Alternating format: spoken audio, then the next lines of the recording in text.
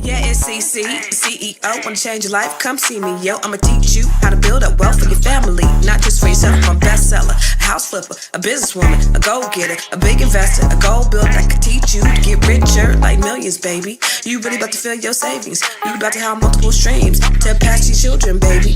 Let me teach you to get your credit on track in the long run. You'll make it all back at Catalyst and watch it all psychology black-owned firm, but we ain't all black-owned too. What's up, everybody? It is your girl, Constance Carter, and today is what? Wednesday. Let's get over the hump. It's the Grow Your Money Club, where we talk about how to grow your money and not blow your money. You know why? Because when you blow your money, it ain't a damn thing funny. Happy Wednesday, everybody. Come on in, my friends, and make sure you tell everybody that the Grow Your Money podcast is on right now. And we're always trying to talk about things that are important to you in one way or another. This is Wednesday. And please forgive my tardiness. The person, I don't know, I have, my favorite guest host today, and she was having some technical difficulties. I wonder if you guys know who that may be that's going to be joining us today. But you already know, I love for you to talk back to me and talk black to me. This is a dialogue and not a monologue. So please, I see Inita already in the building. What's up, Inita from the DMV in the GYM? Let's get it. What's up, Miss Sophia, all the way from Stockton, California? What's happening? Let's get it. He said it's hard to hold money. Yes. Okay. How you know? I don't know if you really know. So listen, today we're going to talk about a good topic. What's up, Cuttin? What's up, Cuttin? Dro from Hayward, California. That's what's up. West Side in the building. Hey, lovely JR, also in the West Side, Seattle, Washington. I see you. All the people who come on here with me every day. You know, I appreciate you. You know, I love when you talk back to me and talk black to me. So just put where you're watching from in the comments, because I know we have people that watch from all over the world, especially if you're across the pond. You know, we like to talk to you too. Because last time I think we had somebody in Canada, and we had people in Africa, in Europe that like to watch. And then occasionally, y'all, we will have our trolls when we talk about something that's maybe a little bit more black empowering. You know, the trolls like to come because they love to F with me and call me all types of racists and pieces of shit. And I get called all kinds of names, and I absolutely love it.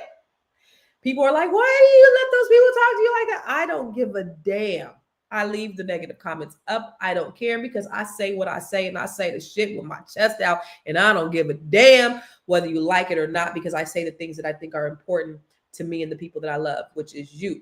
Now, the other thing is, if you are a black-owned business, you own a black-owned business, or you know a black-owned business, it's extremely important that we promote each other. And so if you have a black-owned business, what's up, Texas, that we put it in the comments, because not only do I want people to know that there are black-owned businesses, but I want them to patronize you as well. So I want them to, I want you to put your information in there, and then I want you to, I want to share it. I'm going to put it on the screen, and I want people to be able to contact you. So when you put your black-owned business, make sure you put how they can contact you, what your services are, where they can contact you at. So please make sure you put that too, because I don't want to just know that, this is,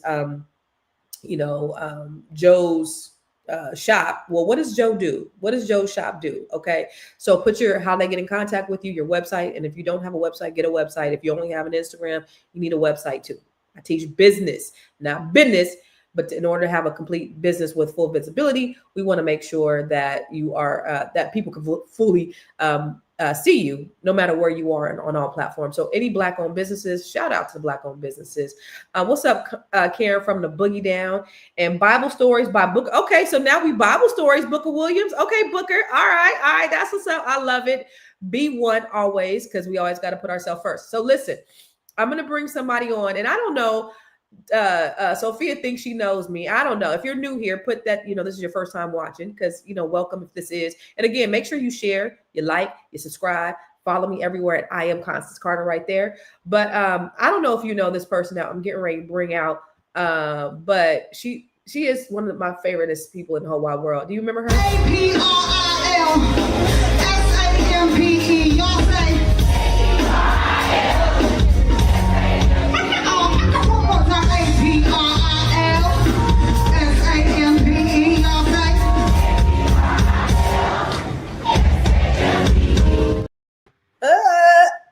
this girl always clowning. What's up, April? Hi, Constance Carter. Listen, I don't know if you're aware, but do you have this book? I do. Oh, great, darling. If you don't have this book, that means you're poor. What's up, April? Hey, doll. What you doing? How you doing? I Uh, am Sophia absolutely said, "Told you." Oh, Miss Sophia, how you doing, baby cakes? What's up, Miss Felicia? Oh, Shout Felicia out in to the the Net building. 7 Collective. What's happening, Miss Felicia? Y'all, can I give a shout out to the Nut 7? Can I do that? Oh, yes. Let me tell you, them Nut 7 women be getting it all the way in. Because, y'all, just to experience all of the beauty that is the Net 7 ladies, right? But Mm-hmm. the energy, as soon as you come into a room with everybody, good morning, beautiful people. When you come into the room with those beautiful women, life is different. Life is different. It's like you feel love just because you're there. That now y'all know good and well. Y'all go see your whole family, and you're like, I don't even feel like these people like me. Those people loved me for no reason, and I loved every bit of them. Y'all, if you need a little bit of love in your life, join the Nat 7. Also, if you're not a part of Nut 7 and you're a woman, you're poor. Something is truly wrong with you. Before we get in our topic, yo, let me just tell you. Let me tell you, April. I didn't share this with you. So right before we got on here, so my son has an internship opportunity, right? And so he was like, "Mom, I finally got an interview," because he's been like trying to get internships forever. And so he the other day he told me he had an internship opportunity, and I was like, "That's what's up." And he's like, "Mom, can you interview me? Can you do a mock interview?" And I said, "Yeah." And I gave him some key things to say, and make sure you point out this and make sure you point out this. And so I interviewed him, and I was like, "Okay, got called mouthpiece. Okay. So he was in here. I said, "Where are you going?" Because he said, "Mom, can you tie back my hair? Because can't have a little locks showing." So I tied back his hair. And I said, "Well, where are you going to be?" He was like, "I'm going to be in your podcast room." First of all, it's my office. I work here too. But it's not just for podcasts. But he said, "I'm going to be in there." I said, "Okay." So he didn't even know that I was over there watching him, April. And I got a little bit, some little, watch my baby good. Watch this. I would say discipline. Discipline is probably extremely important, probably the most important value to me, because if you're not disciplined, and regardless of what you want to do, if you're disciplined, you're going to do what you have to do. And I think that's extremely important for a career, because honestly, sometimes you might not want to get out of bed, but you have to get out of bed. You have to work, and you have to put your full effort into the things that you're going into in that day. Okay, that made me tear up a little bit. Look at him. Discipline. Let me tell you about discipline. Because if Lying you like ain't shit. disciplined, Lying like shit though. But you know what? Listen. no, good morning, that boy don't want to get up out of bed. I love every ounce of it. Yes. I'm 100% here for it. I love it. I was so proud. I was like, "Boy, you gotta go, mouthpiece." I said, "I'd hire you. I'd hire you." I I mean, gotta say, let me give a shout out also to Constance's children, all of them. I love them little humans, because all of them have something, like something. They all are able to not only interact with other humans, because I'm sorry, y'all, in this day and age, though that age range that she has as children, don't know how to interact with other humans. It's very uncomfortable to watch when you're seeing kids who are like, yeah, hi. And that's it. It's like they hide behind people. They're like, hey, how's it going? They're very assertive. They know how to speak the proper English.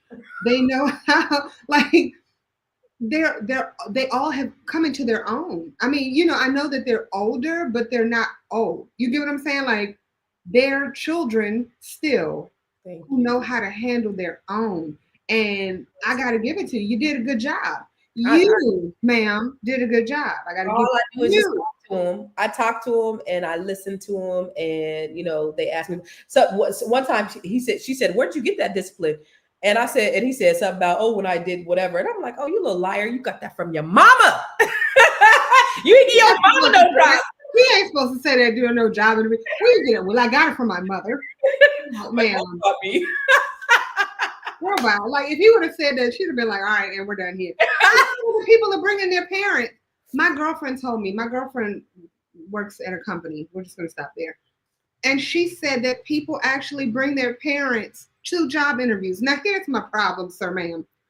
My problem is not just the child, it's the parent. What parent is going to say, okay, I'm going to come with you to a job interview with you? Sit down. Sit down. And you parents, so all of the parents who are listening, I dare you to take your little happy ass to somebody's job interview. My middle son, under him, I had to take him to the job interview. Yes, no. But did you sit there with him? No, I did not. I did not. And here's the lesson that I taught him, because so I did coach him on the way. And this one is the quiet one, very articulate. Look like all my kids, they look like YNs, right? Their appearance, that's what they look like, but they're very articulate. And so I was interviewing him, and I was like, dang, this is what you say? And he's like, yeah. I'm like, dang, you got a cold mouthpiece. So I was very impressed by him. However, he was just getting there on time. And so I was like, Kyron, like when you have a job interview, I always make sure I'm a stickler. I told you I'm a stickler for time. So I'm always about like, I don't like to waste people's time. I don't like to show up late. I think it's a huge disrespect on people's time when you show up late. I just don't do it. Me too. And I don't like people. I don't like people to do that to me. Like if you say you're gonna be here at 12 o'clock, be here at 11:50. You know what I'm saying? Get there early so that to make time for error. And I was explaining to him, because we had to be somewhere at 10. We get there at 9:58. That's cutting it too close for me, because anything can happen. And so I was explaining to him, on time is late, early is on time. Always get there on time. And I also told him about a time when I was 18, I was going for a job interview at HP, at Hewlett Packard. And I'm driving down Highway 280 in San Jose, California. I'm going down 280. I had a Datsun B310. It was raggedy as shit. It was brown. It was I was about to say, is that a dog? You don't even know what it is. It was a car, 1980 Datsun B310. It was raggedy. And I'm driving down the freeway, I'm in the fast lane. My tire blows, right? I have such an amazing father that he taught me how to change a tire. But I had this skirt suit on. It was this pinstripe skirt, and I had stockings on, and I had to, I had to pull over. I think I was still in the far left lane. I pulled over far left lane, but I had to get out and I had to change my tire. And when I got off, and because I was 30 minutes early, I was going to be 30 minutes early. I was still okay. I got out. This is before cell phones. I got out and I changed my tire, and I had grease. When I went to the interview, I had grease on my hands. I had a hole in my stockings. I was musty as shit. Right. And I went in there, and I could have turned around. My sister was like, I'd have turned around. No, I wanted this just like my son wants that job. I wanted that bad enough. And I still was able to make it there on time, because again, you don't know if something could happen on the way, and you got to make provisions. But the reason why I like to get to places like that early is I need to woosah, I need to pray, I need to get my mind right. You know what I'm saying? So that's the reason why I go early, because I don't want to just go in flying out by the seat of my pants. When I'm interviewing for anything, I always like to go early, just to kind of, get centered. Yeah, our interview is different. Okay, so I'm going to agree with you on this, Constance. I don't like to agree with you at all. But yeah, when it came to like job interviews, I was always on time or early. And whenever I interviewed people, I would always say, is this the time you normally, because I was never on time. Okay, so I expected all my employees to be on time. Amen. So I'm like, is this your normal time to get to work? Or, are you normally this early when you're going to work? Or is this just your interview time? And they'd be like, oh no, this is my regular. This is how I normally roll. Okay, cool. So if I give you this job, come to work late and let's see what happens. And I would do that. And I would always say things along the lines of, is this I'm not coming to work all the time. Is this your interview attire? Or is this your regular everyday attire? So that's the thing too, is shout out to Victoria from Net7, because Victoria has Victoria's Kitchen in Philly.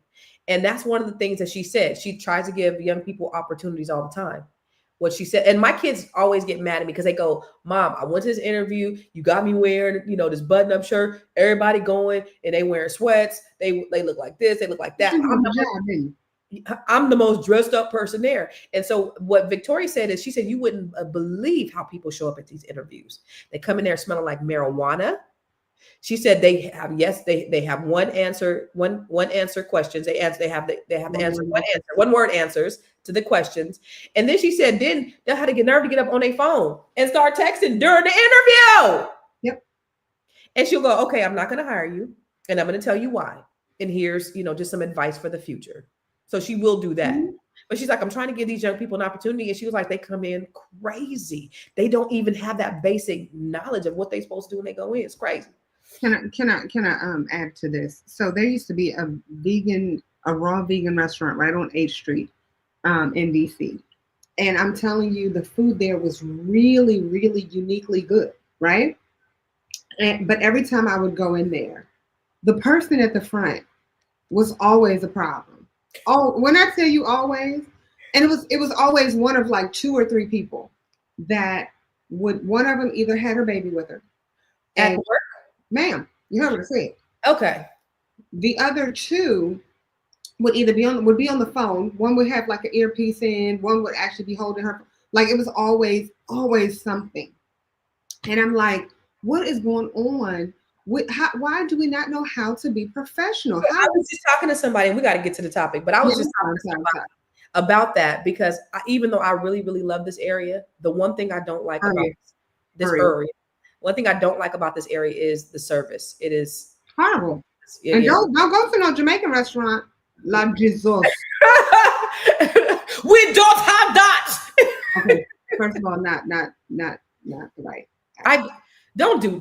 I mean, what I just did wasn't even a Jamaican accent, but I mean, we don't have that. We don't have that. My husband would be very, very. He would feel disrespected. That's how Jamaicans talk. How do they talk? And let's all have of the Jamaicans put in. Is there a judge? Let's see if you can do it better than me. We don't have that. We don't have it. See, you can't do it. Who did it better?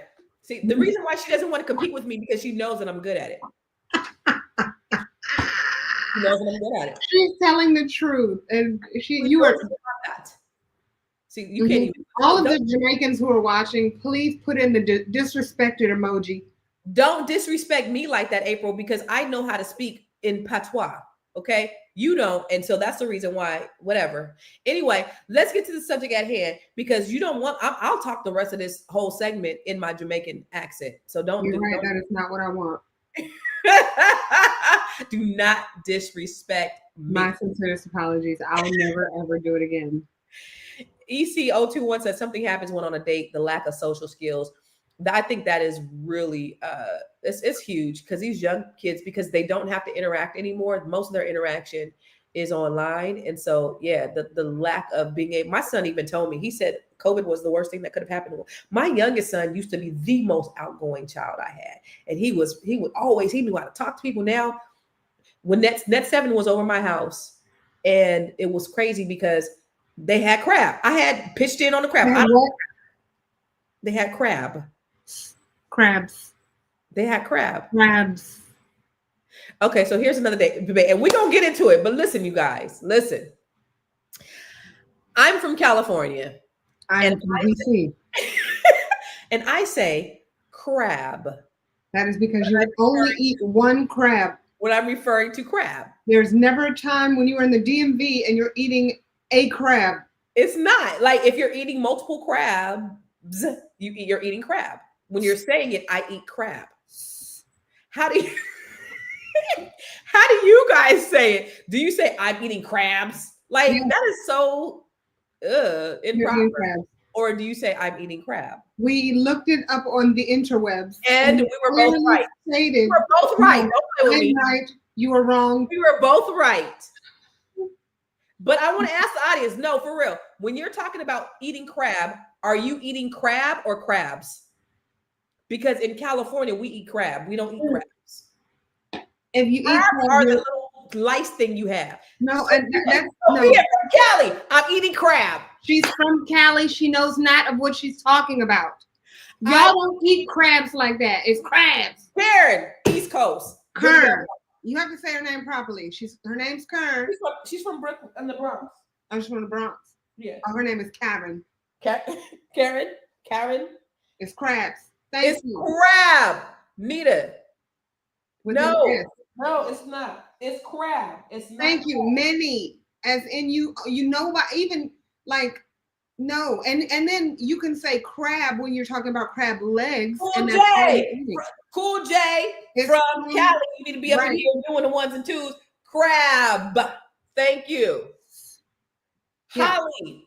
Because y'all only eat one. You know not what you're talking about. Crab, Holly. No, crab is. Do you eat fishes or do you eat fish?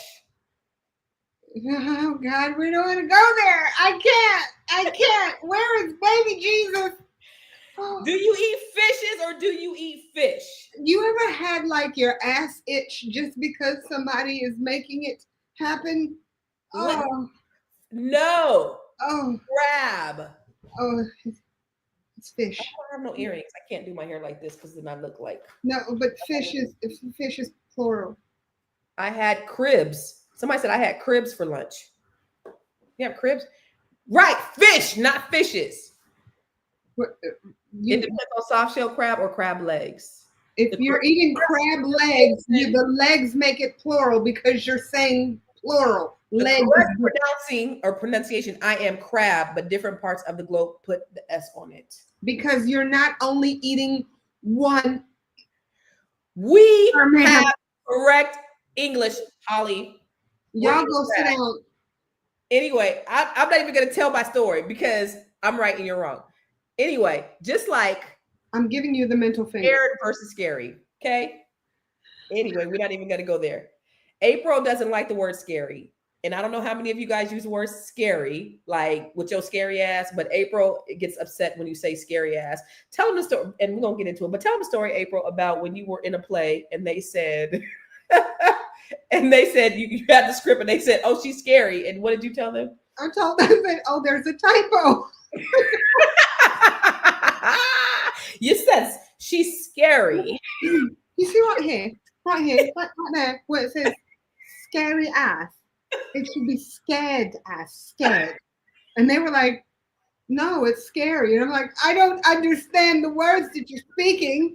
And one of them had to talk to me as if I were intelligent. And she said, oh, you know how people now say suspect, like you look suspect instead of suspicious? And I'm like, yes. She said, same. And I was like, oh, okay. So I'm just letting it be known that I'm going to change this come stage time.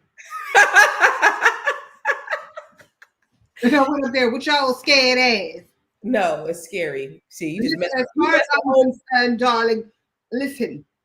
Okay. You messed the whole play up. And probably did, but I mean, you know what I'm saying? I ain't in it no more. So listen, I'm trying to told you. It ain't with your scurry ass, it's with your scared ass. Cool J, Constance is right on this one too. You can have that. That's all crab. Okay? It's all right. God still loves you even though you loud and wrong. Loud and wrong. Scary crab. Two very different things. Suspicious. Proper English. All right. So listen. So when I woke up this morning, India Arie's mom had posted this audio of her talking about sexual abuse, alleged. We gotta say alleged. She didn't say alleged, but we gotta say alleged sexual abuse that happened to India, and she had just posted it. So I woke up at 5. So she had just posted it 3 hours before that. We have a whole different language, Holly. And so then I go to India Arie's page, and apparently she has a private group or something like that. And I guess she posted it on Father's Day. But this is what India posted, and then I'm going to do the audio.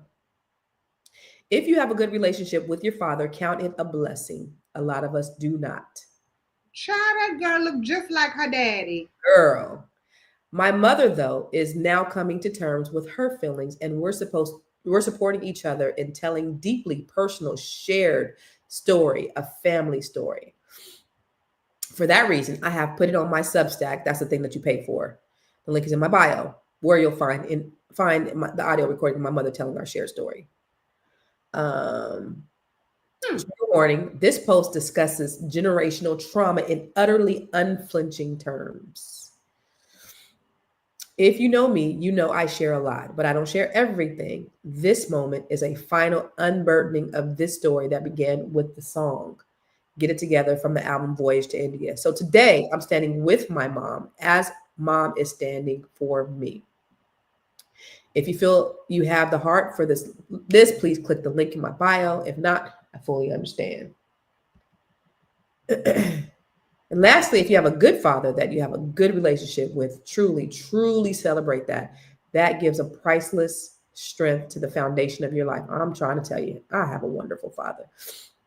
I'm not posting this message today to tell you that I'm struggling, because I'm not. I've spent my entire adult life working through my issues with my father. I've come a long way. So this is a 6-minute audio. Okay. So y'all ready for the audio? No, I have one thing the only thing that concerns me about this whole thing that I did not know. I did not know that it was behind a paywall initially. It was. It came out on Sunday. So we're going to talk about that, but go ahead, please, and thank you. That's what you got from that? That's what you got from that? No, I got a lot from it initially, and I have to agree with her. Like, if you have a good father, and actually, I'm sorry to say it this way, and take it how you want to. If you have a father, I feel that you need to, no matter what, try to build a relationship with him, because you don't know his circumstances, right? Sometimes he had such a horrible childhood that he doesn't know how to how to be a better father. And I would say the same thing with mothers, because we don't, oftentimes, especially like with young girls, we don't give our mothers the not the attention, the support. Like, when they've had bad childhoods, we kind of say, well, I don't care if they had a bad childhood, they still need to be this way. And when it comes to the fathers, we're just like, he's deadbeat dad, but we don't know what kind of life he had.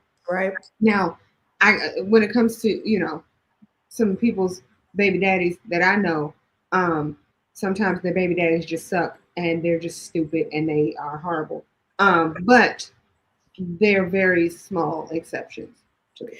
Well, I will tell you, I've always been a daddy's girl. I love my daddy. When I called him on Father's Day, his face is lit up, and it's like looking in a mirror, and I'm like, Dad, that's what I always tell him every time I talk to him. Anybody ever tell you got a big nose? He's like, yeah, it's like I'm looking in the mirror.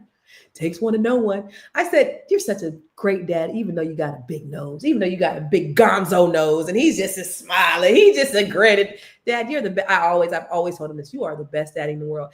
And he knows it. And he just be so proud. My dad was always there when nobody else was there, sitting on the front row. I'd be playing the cello, or I'd be in the orchestra, or I'd be in the honors thing. And my dad's right there, just with the biggest smile on his face. And I would always make sure that I'm looking down. Where's my daddy? Where's my daddy? Always there, and just so proud. This look of pride on his face all the time.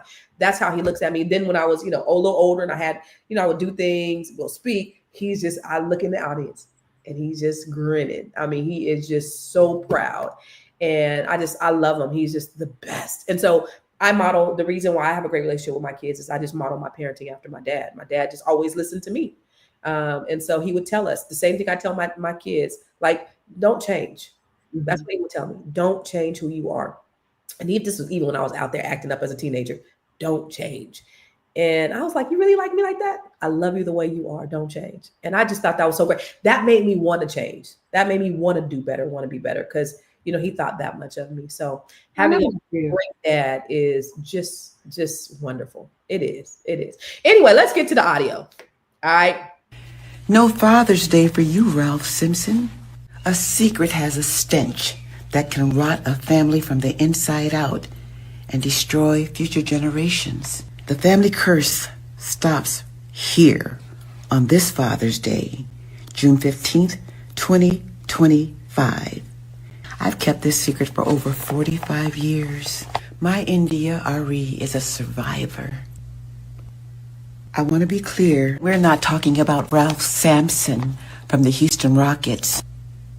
Ralph Simpson, the former ABA, NBA basketball player with the Denver Nuggets, the Philadelphia 76ers, the Detroit Pistons. Your daughter, India Arie. Yeah, that Ralph Simpson. I've kept this secret for over 45 years.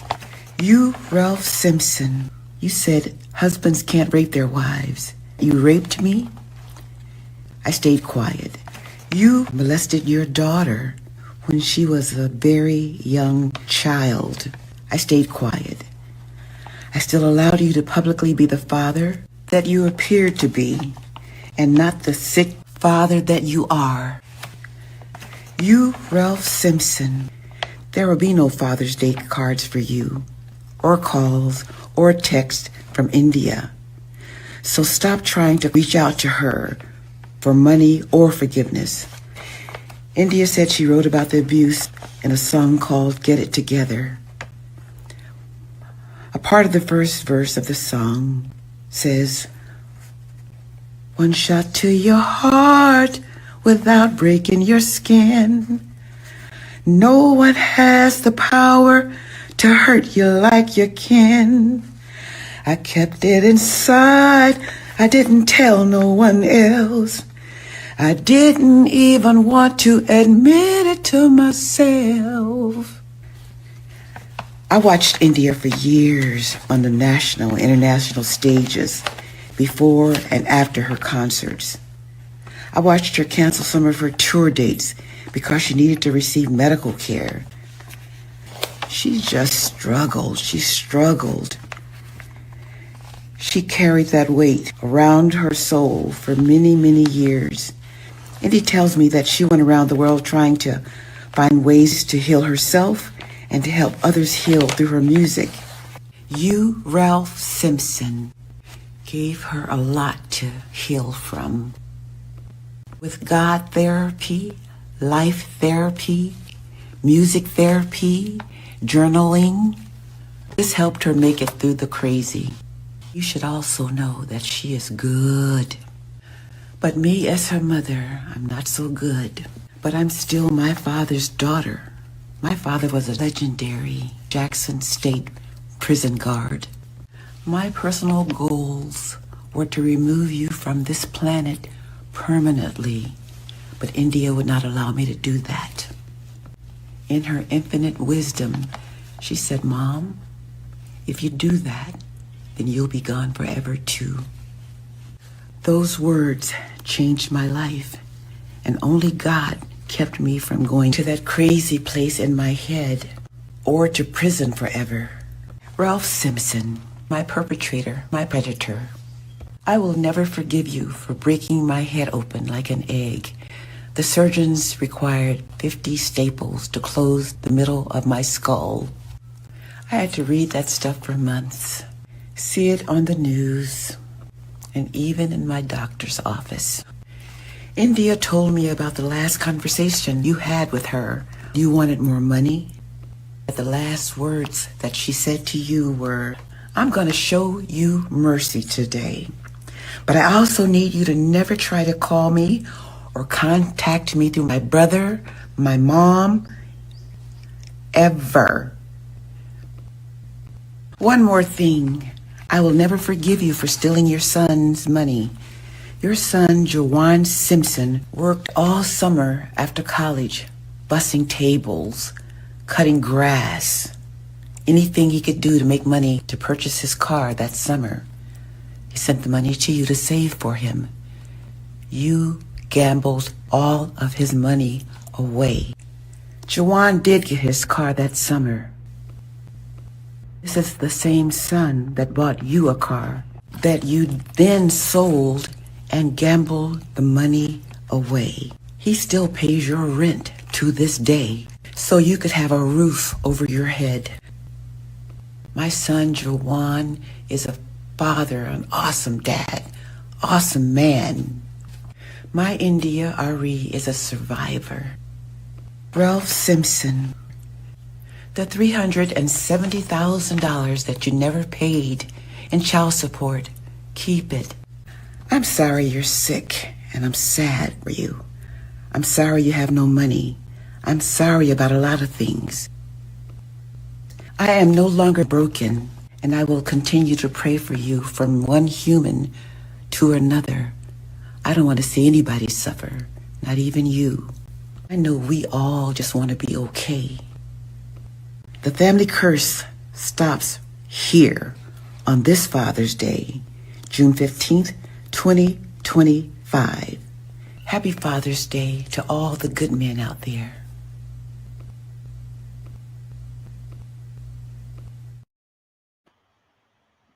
Wow. Wow is right. Wow is 100% right. What what do you take from Um, he was evil. There are some evil people in the world. Cruelty. So not only did he sexually abuse her, he raped his wife, from what she said.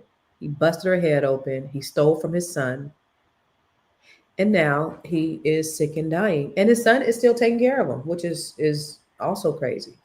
Um, some people are just evil. Some people are just born evil. Some people are just sick. And I guess you know what I didn't do is I didn't because she said that there were it was on the news, and so I didn't see the news articles about him beating her. Um, but it's I just sickening. What do you think?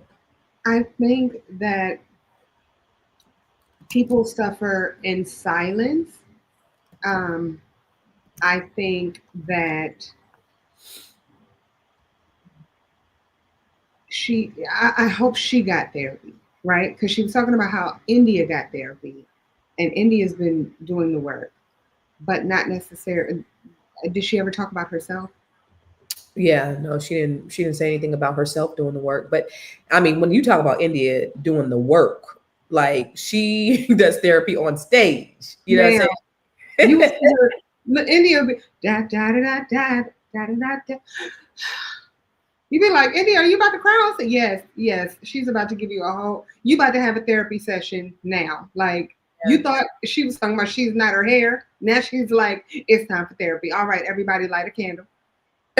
In the concert, in the middle of the concert. I've never seen her perform. I never seen her perform. And last year she was supposed to be at the Capitol Jazz Festival. That's the only reason why I bought the ticket for that Sunday last year. And then she just because she hadn't performed in 6 years, and she said this was going to be my first performance in 6 years. Bought the ticket, and then she said she announced it on social media that she just couldn't do it. She just couldn't do it because she couldn't whatever for whatever reason. And I was like, and so I saw everybody. I saw all the celebrities had said, "Hey, girl, take your time." I had text Chrisette Michelle. I'm like, "Yo, you see this?" And she was like, "Yeah, sis needs to heal, whatever." So I felt twofold. I was like, I felt bad for her, but I've spent $200 on these tickets on the ceiling. Like, suck that shit up. That's how my personal feeling. No, but I mean, but that's real. I'm glad you actually even said that because how often do we put a celebrity on this pedestal? Like, you're not allowed to get sick. You're not allowed to have a moment. Get over it. Get on stage. Yeah. And so they're not just getting it from whoever they're signed with or whoever they're working with, but they're also getting it from us. So the fact that she did take that time, not caring about what other people were saying to her, because I'm sure that you didn't say that out loud. You know what I'm saying? But in your mind. But there are a lot of people that said that, I'm sure said that out loud to her. And she's like, I'm going to take care of myself. But I do remember you said, I think you've opened up for her before. You've performed with her before, but you said like she will break down in the middle of the concert. In the middle of yes, 100%. You've seen her do that? 100%. So I opened up for her once when I was at Fertile Ground 500 years ago. And it happened then. And then I saw her at, I want to say the Birchmere. I had some friends invite me out, and it was a great experience because they were working with her. So they're like, all right, come on backstage, come kiki. And when I tell you her energy was like magical, she is a big ball of magic. And you're just like, oh my gosh. And her mother was there. And her mother was a big ball of magic. So it was like one of those experiences where you actually meet a celebrity and you're like, oh, you are a real person. You know what I mean? Like kind of how it was when I first met you, Constance. You're so full of shit. But look, here's the thing, because it's real. And every 68 seconds, somebody in the US is sexually assaulted. I'm sure. Well, okay, let's be real here. We all know someone who's either been sexually assaulted. We all know somebody who knows somebody. Like in every single family, there's that silence. One thing that I will say, how people are like, we need to stop keeping so many secrets in the family. Yep. I think the secret should be kept in the family. Don't get it twisted. But what I think should happen is the family needs to talk it. That family needs to air it out between the family members. Does that make sense? Yeah. I think it's always like, oh well, cousin such and such did this. We're not going to tell anybody about it. And it's like, no, but then cousin such and such just did that to another cousin and just Right. to the cousin's child and just and so because you kept that a secret, no, you don't need to keep it a secret among the family. You need to make sure the people outside the family don't know about it. Right. No, I mean, it happened to me, and I know how it can happen. Like you could your mama could go into another room, and somebody could be doing something to you. Your mama could go to the store real quick, and somebody could do like it could happen that quick, and that's how it happened to me. And so I was always very, very vigilant about my children. Like my daughter, you got to come to my house and spend the night, and I'm watching. I'm seeing everything that's going on. I remember, her dad used to bathe her, and he didn't even know. For a while, I would be around there watching. He didn't know. He didn't know. He didn't know. I was around there watching just to make sure, because for me, it wasn't on him because he didn't display any signs that he was that way. But for me, in my mind, everybody's a pedophile until proven otherwise, because you're not going to get the opportunity to do anything to my kid. And so it's cool. It's cool that she says, man, everybody's been sexually assaulted that I know except for me. I can't relate.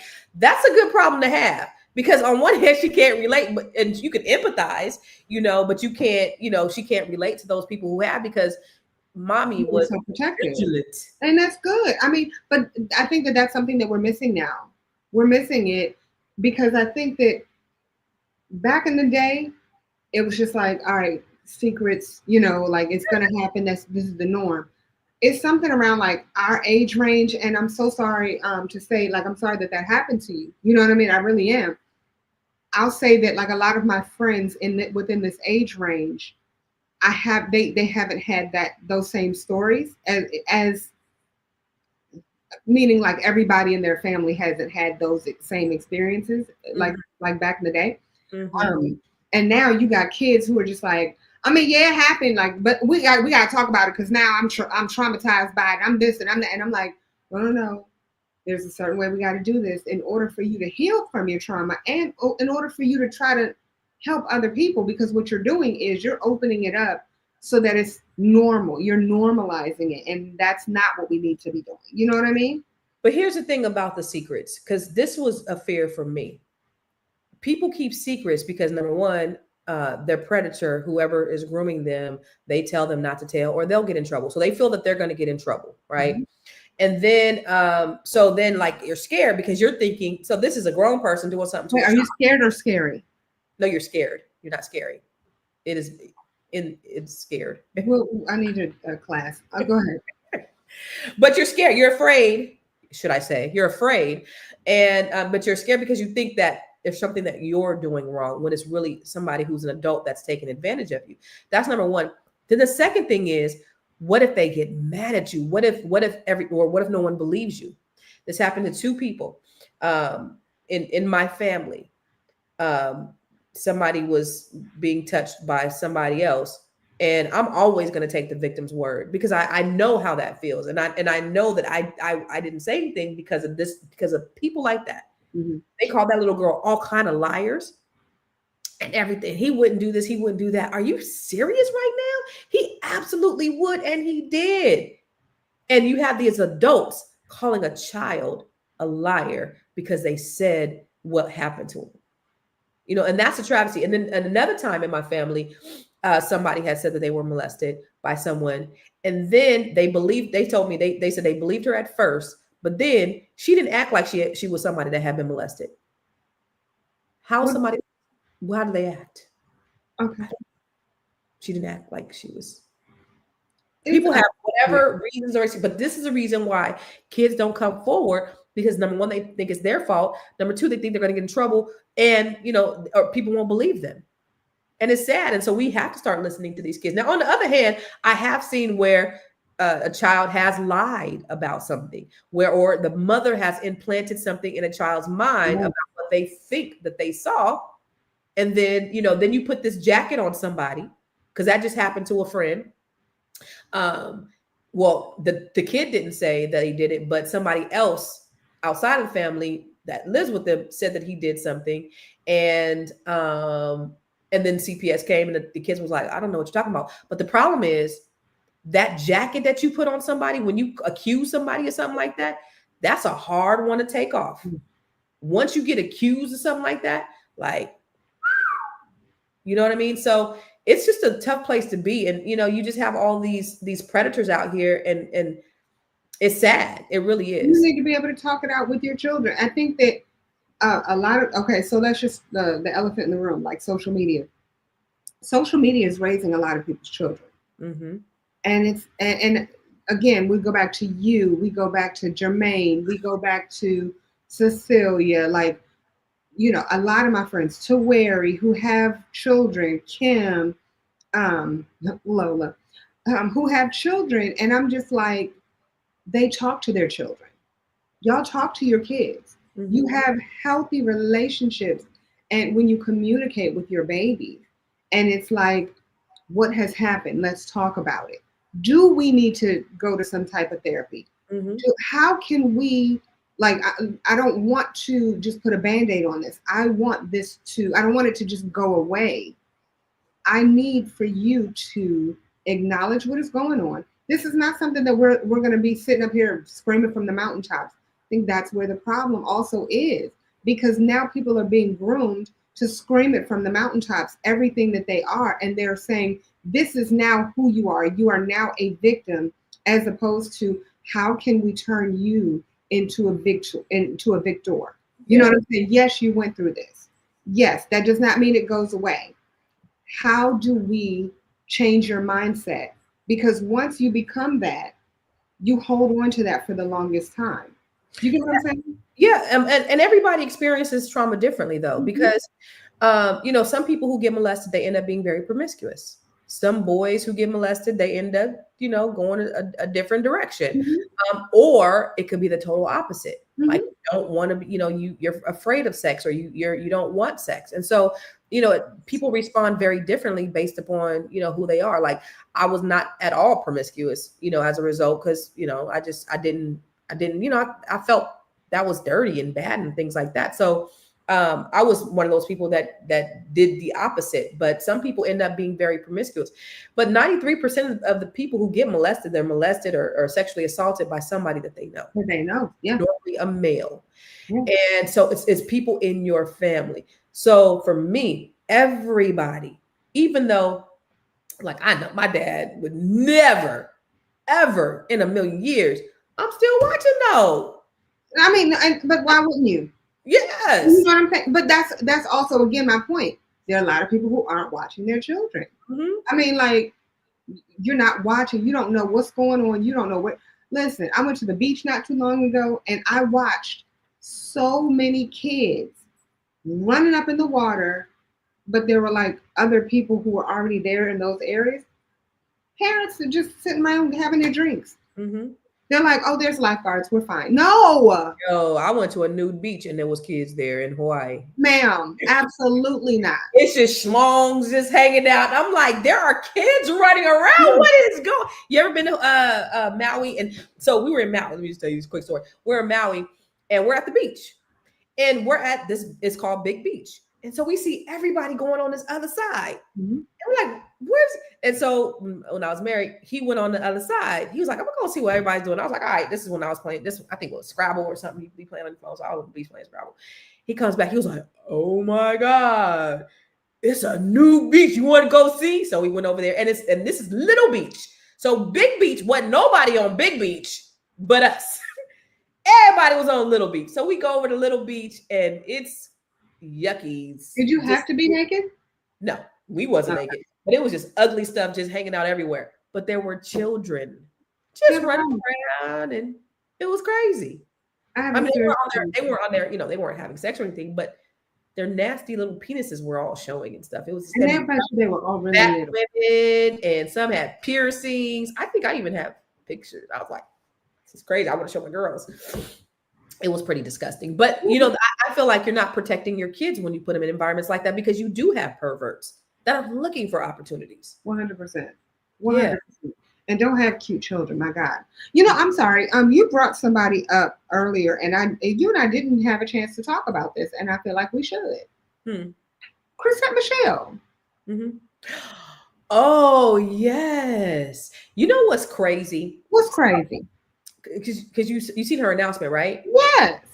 So a couple of years ago, my friend had an engagement party and he wanted to surprise his future fiance. And so I got Chrisette Michele to come and sing at the engagement party, right? And so after the engagement party, we talking, we just chopping it up. And this guy, he always be clowning. He always just be joking. He's like, man, I think she on the spectrum. And I was like, boy, shut up. You stupid, you stupid, you stupid. So when I saw that announcement that she said that she has not only autism, but severe autism, I texted him. I was like, nigga, you said this. You was right.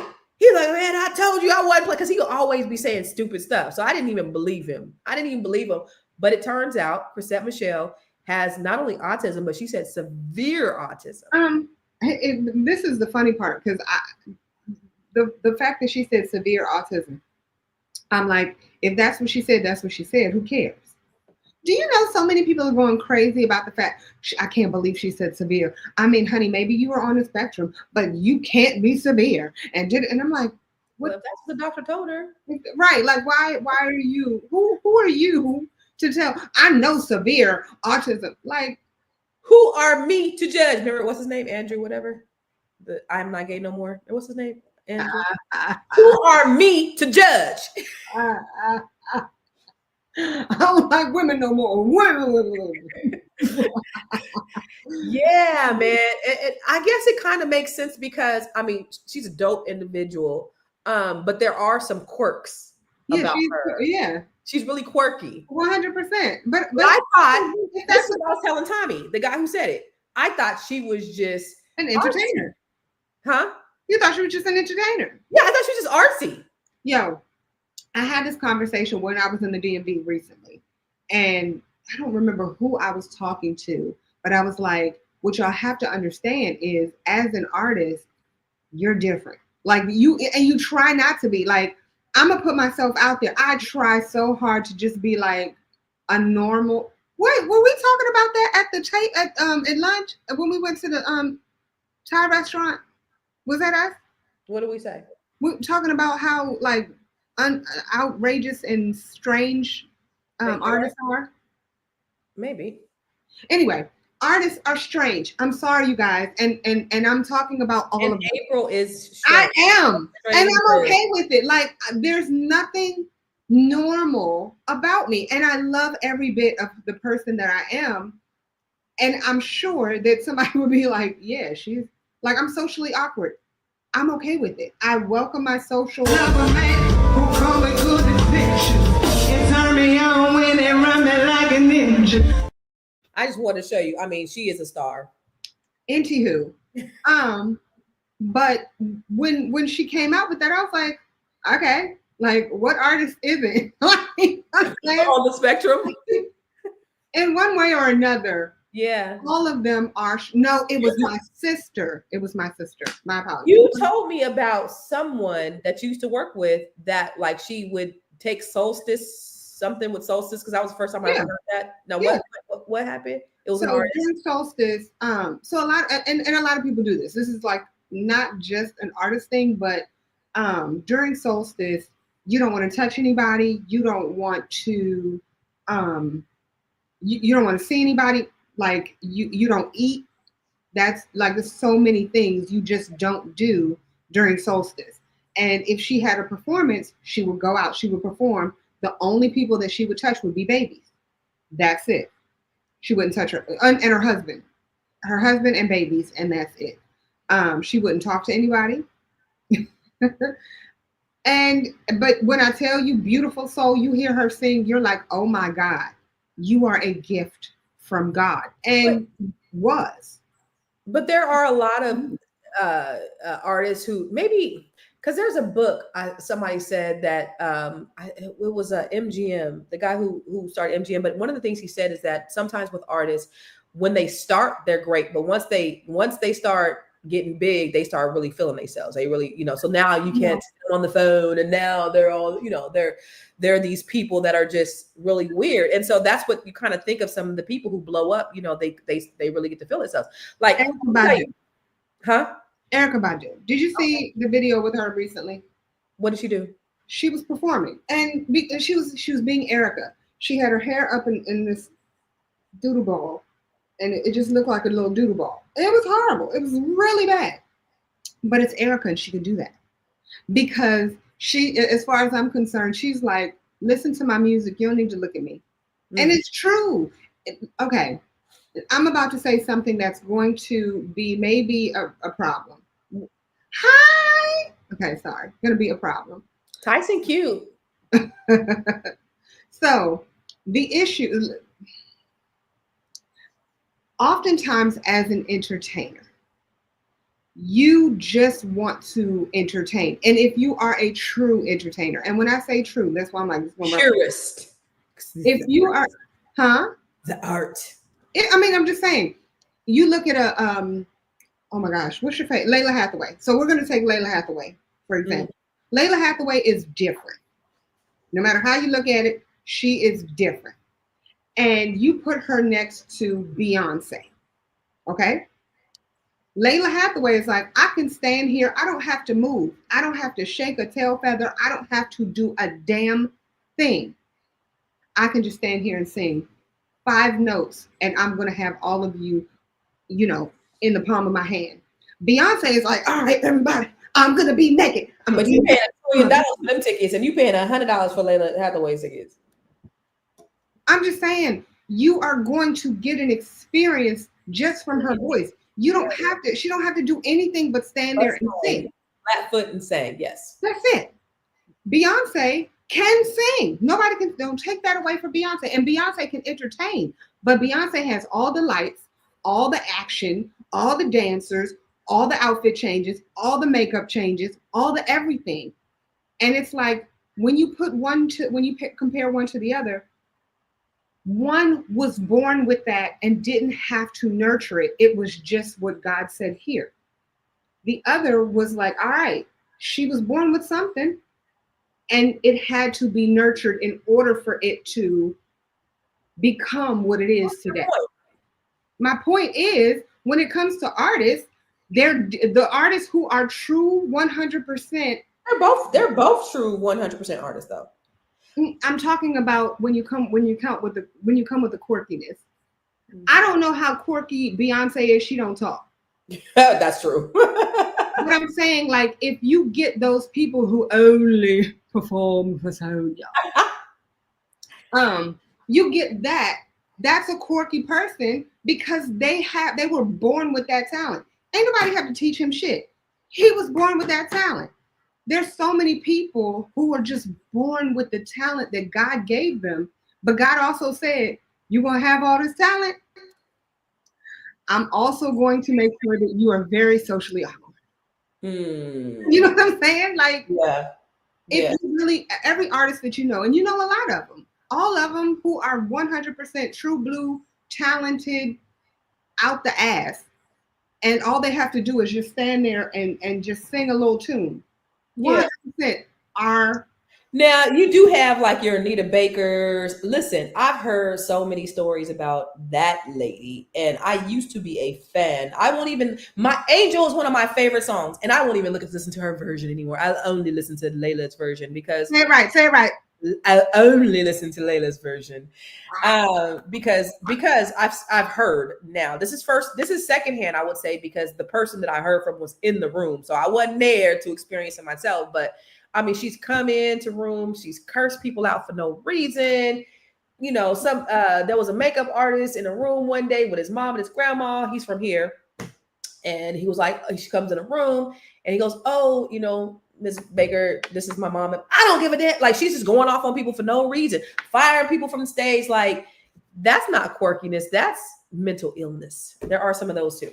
Oh no, I'm not going to disagree with you on that. But I mean, when it comes to her, no shade, you don't understand the word that she's saying. So she does. We're not going to count her. Even though she's extremely talented. Who? Oh my God. Ain't there something I can't give you? What's her name? You just said it. Anita Baker. Dear God, make me a bird. So I can fly far, far, far away. Far, far away. No, that was on my first album. It's called Dear God. It was really bad. It was a bad song. If you don't have April's album, Only please, ugly. yeah, Only ugly. go get the Ugly album. Only. One of my favorite songs on her album is Manthem, but I like it when you do it live. I mean, I like the studio version, but I like the live version better.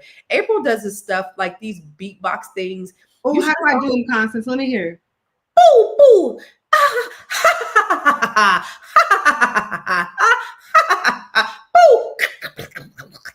April is so good at that. Wait, Constance, you do know you're gonna be on the next show, right? Oh, you're gonna bring me on? 100%. I'm gonna say, Constance, come up here. You're gonna go. Boo! Hey. I'm gonna do all of that, and so I want to be on the show with Malcolm Jamal Warner. I want to do your spot. You sing, and then I'll do the beatboxing. Okay. So you do the verse. And oh, by the way, let me just tell you. So April performed with Malcolm Jamal Warner at the Capitol. And Miles Long. And Miles Long. It's really the band Miles Long featuring Malcolm Jamal Warner. We're gonna say like Maze featuring Frankie Beverly. Anyway, one of the things he said was he just ranted and raved about April. He made me cry like a bitch. Yeah. And so there was a couple of songs. She did a song that was performed by Lettucey on his album. And she also sang a song that was performed by Layla Hathaway. And I guess April, when he brought the songs to her, April was like, I'm not Layla Hathaway. He said, but you're April Sampé. And I cried like a little bitch. And I was like, yeah, exactly. You're a star. That is not what you said. You said, yeah. Yo, I'm like, I recorded it. And he reposted Malcolm. He reposted my recording. And guess what, guys? Malcolm Jamal Warner follows me. He follows me. April, does he follow you? No. I hope so. I love it. I love it. You know what? You want me to introduce you to him? Can you? Yes, and Constance is the new Dougie Fresh. Let me tell y'all. Y'all ain't know? Y'all, I can't. I can't. Boo, boo. She just spit all over the mic. There's like spittle. Let me tell you, we got to get out of here, but I'm going to tell you a quirky thing about April. April will not, you will die first if you ever put your breath on her mic. Yes. She will not ever allow you to use her mic. She's so weird. Everybody else passing the mic and she's like, no, I'm not going to do it. She's a germaphobe. So I'll also tell you this little secret about April. Are you telling all my secrets strong enough? If you travel with her, she's a weirdo. So she does things like brings her own sheets. And she sanitizes everything. And even if everything's brand new, she brings. What's brand new? What's brand new? Tell me what's brand new at a hotel. Brand new, just out the bag. What is brand new from a hotel? So she's weird. So of course, with the mic, she's not gonna let you. Like my hand almost got broken for trying to grab her mic. She almost twisted my arm off and broke it. And my wrist was kind of hanging like this after I tried to get her mic. Can we have a conversation? Can we talk? Come on, come close. Listen. Y'all know how many asses have been in the same bed that you in, and as far as what you say, they clean the sheets, right? And as far as I'm concerned, every once in a while you'll find some things up in those sheets that just do not look like it. Don't do that. I'm just saying, and I'm not gonna lie, and I don't know about y'all, but how many people have actually done some freaky shit in a hotel? I take the sheets that they say are new, I take them and I throw them over the couch that is normally in there, because I know that I've done some things on a couch that maybe have not been wouldn't be okay. And so I throw that over, and if anybody wants to sit on it, at least you're sitting on something that should have been cleaned. They don't clean the comforter. I'm just saying, it's some nasty shit that goes on. Constance, have you ever done anything disgusting at a hotel? Never. Mm-hmm. I go there to sleep. Right. You're sleeping on other people's jizz. You're welcome. Now you know. Now you know. That should be another topic of conversation. What things have you done in a hotel? Never. Bring extra sheets, honey. Bring extra sheets. Make sure you bring your whole big old bottle of Lysol, honey, because Lysol is your friend sometimes, even though it's disgusting. Make sure you air it out after. So you She's can just weird. I am weird. And why is that a problem? I don't know. I mean, I sleep on the sheets. Because you're disgusting. Oh, speaking of, because we're talking about what people are. Real quick. Does everybody have this book here? Everyone? If you don't have this book, you're poor. And can I give a quick shout out to myself? Yes. On this Saturday, the 21st, anybody in the Augusta area, the CSRA, if you will, I'm having a, what am I having? I'm having, no, Juneteenth is tomorrow. Okay, so we'll go there. So Juneteenth, for all of you people who are in the CSRA, I'm going to be hanging out with my all-girl band, y'all. It's going to be too hot to handle, too cold to hold. So if you all want to come on out and shake it fast and watch yourself with me, I would greatly appreciate it at the Juneteenth celebration held downtown in the Augusta. Now, on the 21st, all of you who are looking to purchase a new home, we are having a Sip and Vision. That's what it's called, a Sip and Vision event, where you will sip the wonderful sangria, and you will envision yourself in your new home, and you'll do it on a beautiful canvas, darling. It'll be amazing. It'll be myself and Joey. Joey is going to be our mortgage loan officer for the day that we'll be discussing. And you know what? We're going to have to do this all over, Constance. So I'm going to have to do one in the DMV with you, huh? Absolutely. Because, we're licensed in DC, Maryland, and Virginia, and we also have a mortgage company, so both real estate and loans. And so I think we should do DMV as well. We should. And you know why? Because we want people to grow their money. And what better way to grow your money? What better way than the equity in your home? Honey, let's start building generational wealth. Also, if you're in the Atlanta area, come on out. Like, it's only a 2-hour drive, but I still do help people create generational wealth and purchase homes down to the Atlanta, all the way up to the Columbia area in South Carolina. So if you are in that area, come shake it fast and watch yourself with me. Drop down, get your eagle on, put your one leg up and your booty on the floor. Okay? Okay. Well, yeah. So make sure you follow April at April Sampe or April Foster Properties. I'm still kind of salty that she has this all-girl band, because I told her last year I wanted to start an all-girl band, and then because I play the bass, and so I almost cut my fingers off, so I can't do anything now. But she went and started an all-girl band. Go figure. I did it. And okay, y'all, can I tell y'all another secret? I really did it just because I was thinking, what idea can I take of Constance's and anger her to her core? I'm going to take this idea. And that's what I did. You know what's funny? So let me just tell y'all, and then we're gonna get out of here. April and I argue like crazy. All the time. I love it. Like crazy. So the other day I'm at dinner with my kids, and they're like, I guess, me and April were arguing, and I was like, that sounds dumb as hell. And we're just going back and forth. That's dumb as shit, blah, blah, blah.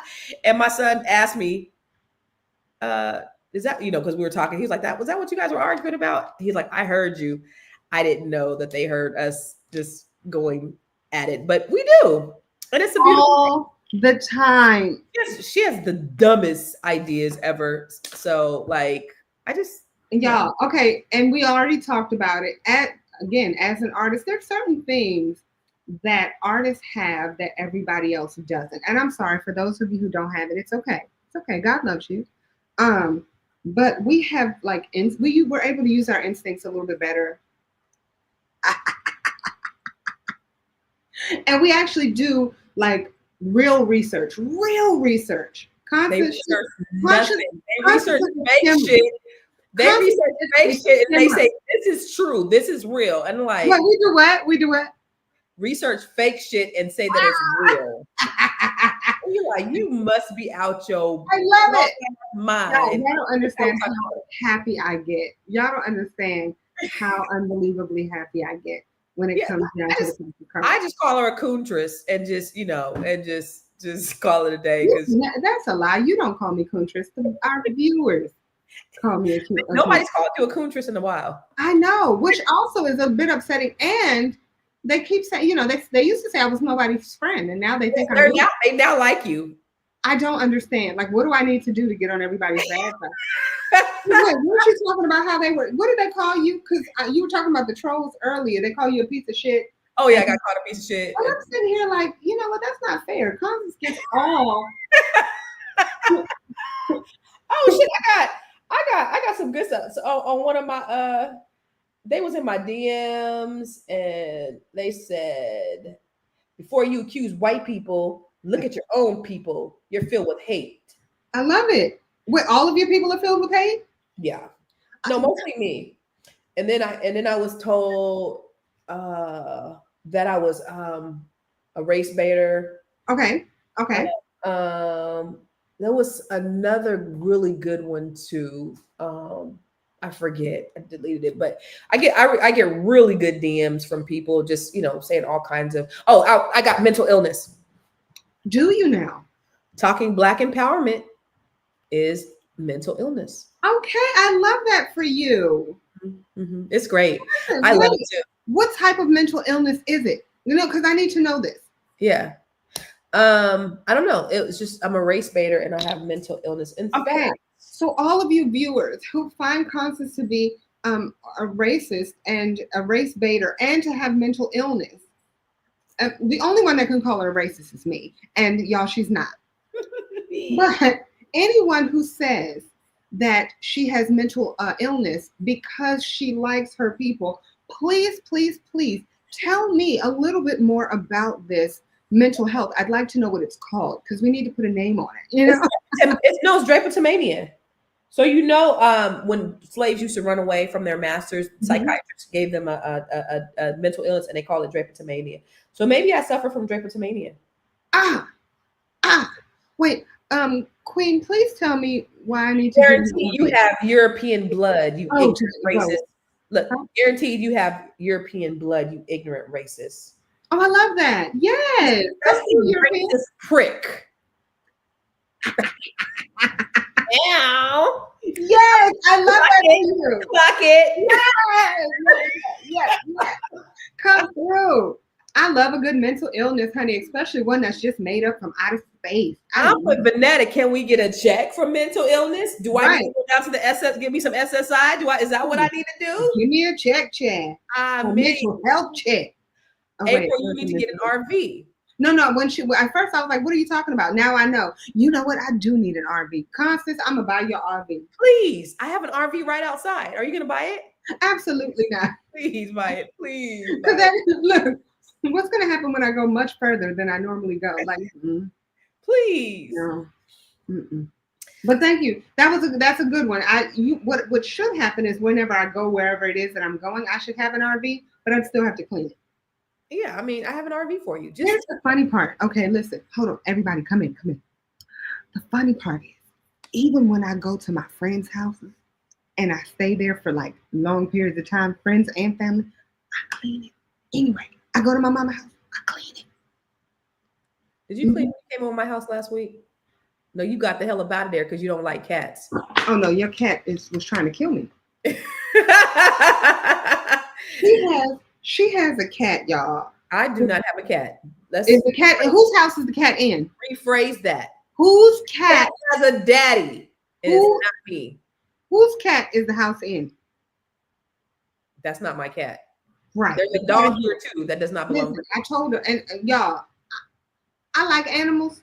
Okay, I really do. I love animals, actually. Okay, I'll do anything to protect an animal at all costs, except cats, snakes, spiders. Those count as. You got out of here so quick, April. You flew I out. couldn't breathe. The next day, because April was gonna record a song, like they have a little mobile studio, and I was like, "Oh, do it at my house," and I won't even do the podcast tomorrow. Do it over here. And then that night, I was like, "So, April, you coming over tomorrow?" She said, "Crickets." I texted her one thing. She responded back, and I said, "So you coming over tomorrow?" And she did not respond back to me. So I came live because I didn't want to die. I forgot. Here's the funny thing. Something you talk about mental illness. Something's clearly wrong with me. I'm sitting here like.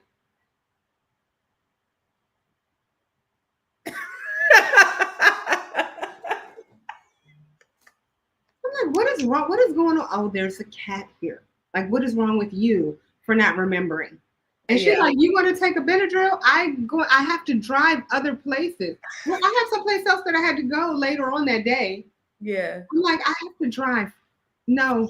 She see, that's how I know Constance doesn't love me, because she's like, you want to take a Benadryl and then drive afterwards? Well, I mean, I don't know, because there was some tequila.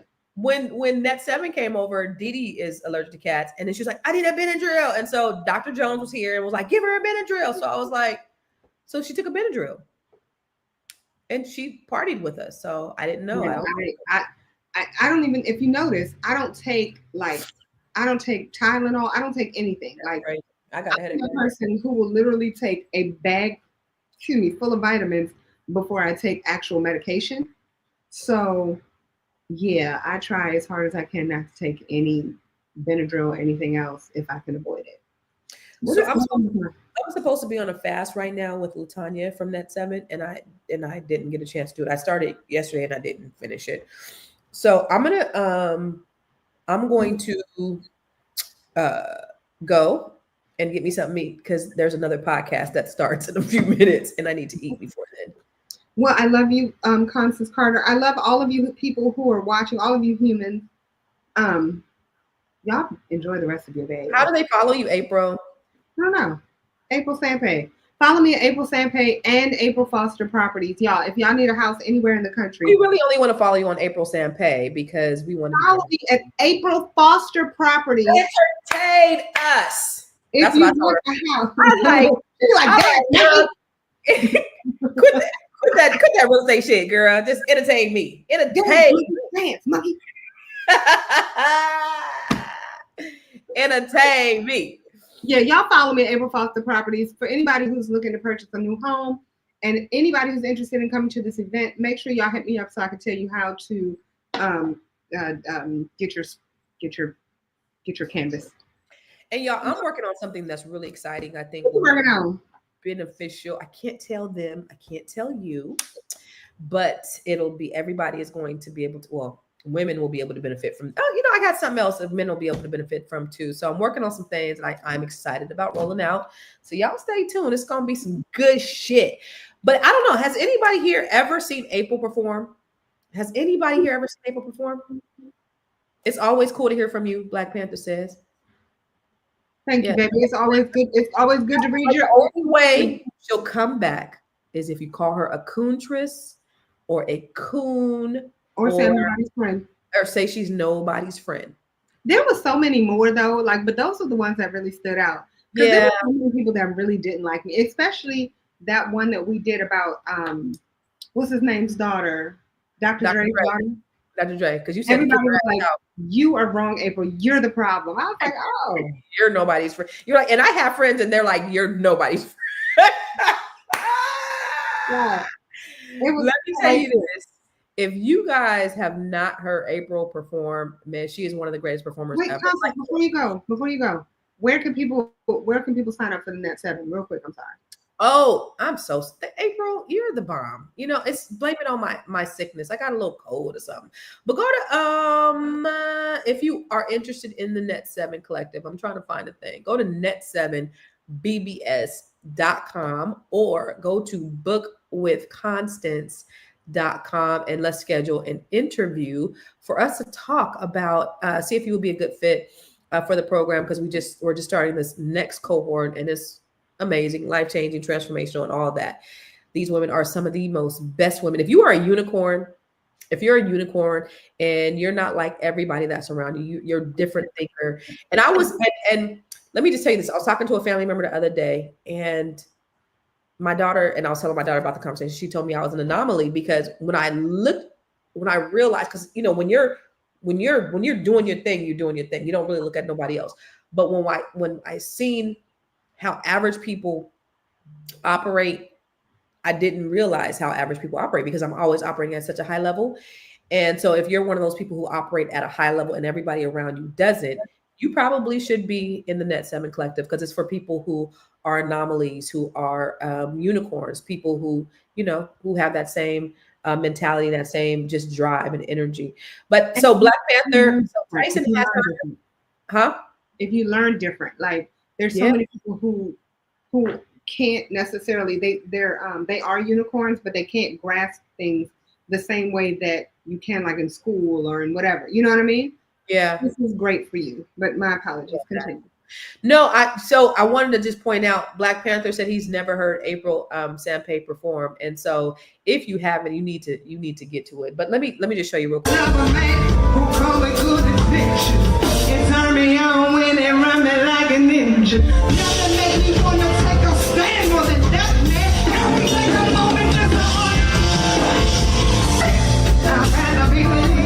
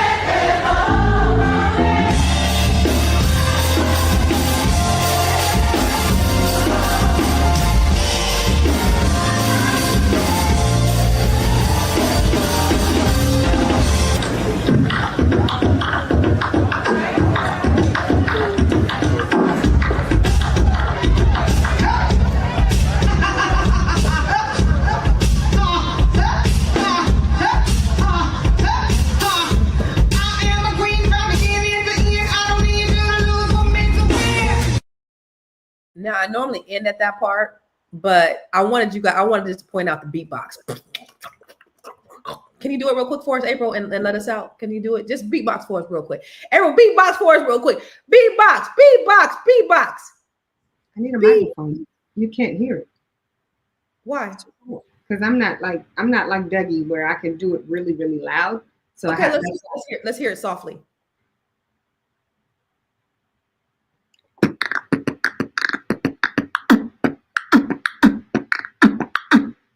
Hey, we heard it loud and clear. And do do that one. No. Do it. There you go. I love it. Bye, everybody. Love y'all.